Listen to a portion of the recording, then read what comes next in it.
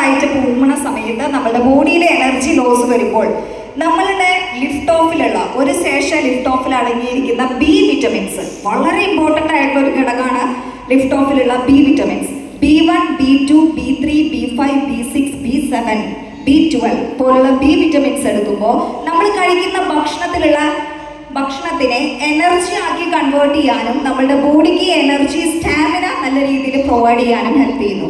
കൂടാതെ vitamin C ധാരാളം ഉള്ളത് കൊണ്ട് തന്നെ നമ്മുടെ ശരീരത്തിൽ ഉണ്ടാകുന്ന ഫ്രീ റാഡിക്കൽസ് എന്ന് പറയുന്ന ഒരു പ്രതിഭാസമുണ്ട്.